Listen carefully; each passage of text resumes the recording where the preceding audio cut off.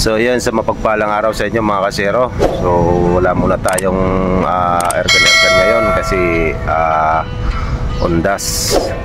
Malapit tayo sa may sementeryo. Baka masita tayo tsaka may mga pulis. Bawal yun. So ganun talaga, pag alam mong bawal, wag mo munang pipilit. So bali papakita ko lang pala sa inyo mga idol yung aking squirrel na nahuli dito.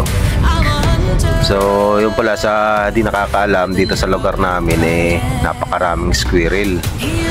Ang totoo niyan, ini-invite nga ako ng aking kaibigan niya sa bundok na mag-pest control ng squirrel kasi ang dami.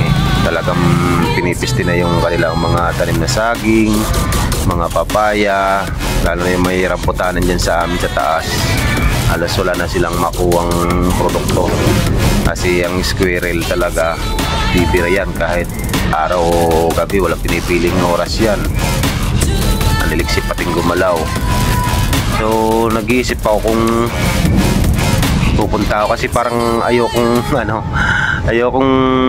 barilin kasi parang cute kasi. Gusto ko alagaan. So ito, nakahuli tayo. Nagamit natin yung mouse trap. Pinainan natin ng bayabas. So ito siya mga idol, yung ating squirrel.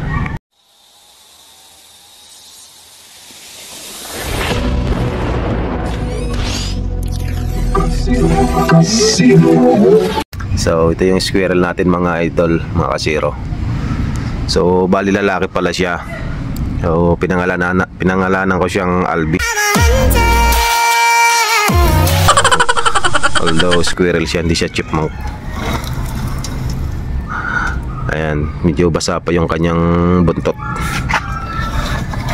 At ipapalit natin siya sa malaking kulungan para makagala siya ng maayos. At hopefully sana makuha natin siya ng partner na babae para di naman siya malungkot.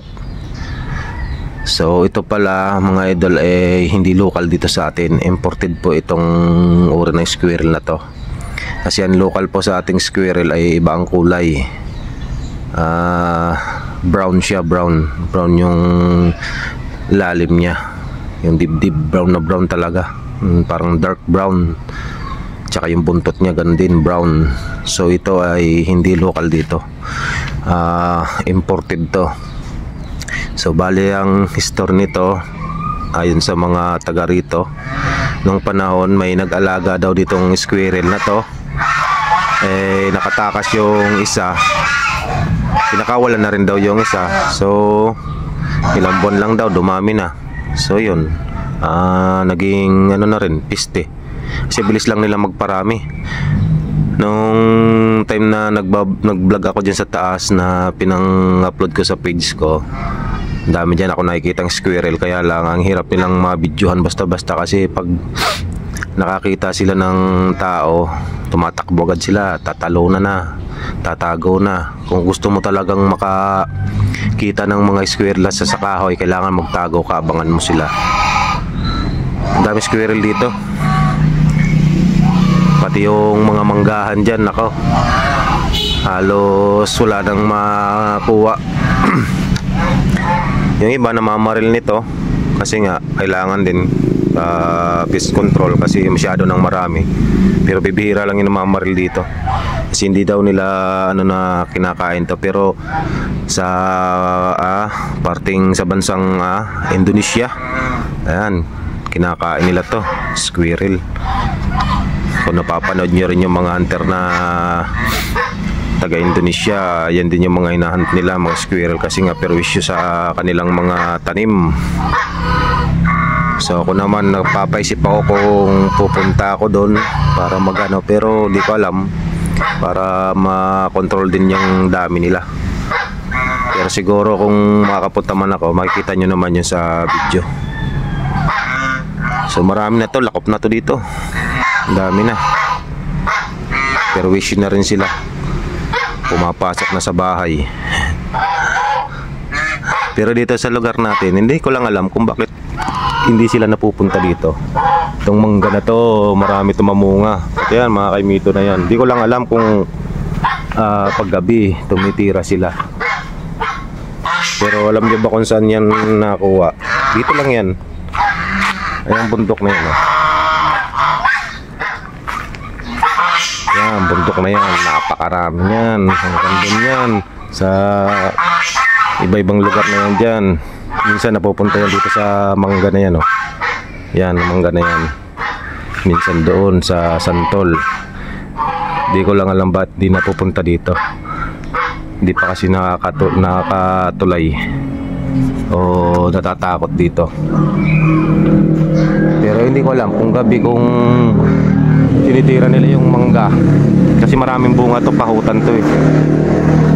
Si minsan pag umaga may nakikita akong mga laglag dito noon, may mga kinain na. Hindi ko lang alam kung squirrel yan bumibira o paniki o kung ano, ibon. So lapit lang.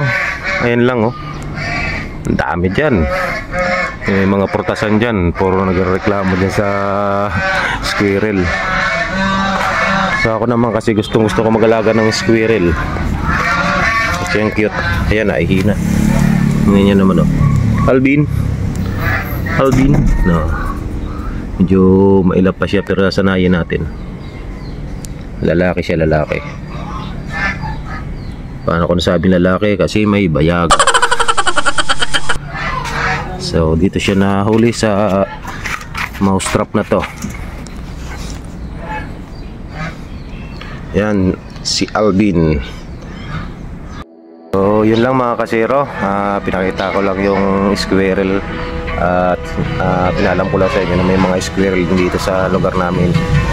Ito pala to sa na Teresa Rizal. Daming squirrel dito. So yan lang mga kasero. Sa mga bago nating kaibigan, subscribe lang kayo para naman matulungan tayo. So hanggang dito na lang mga kasero, kasi may gagawin pa tayo. Ang update lang to sa ating YouTube channel. So God bless. With an arrow in my hand, hear the shadows follow me.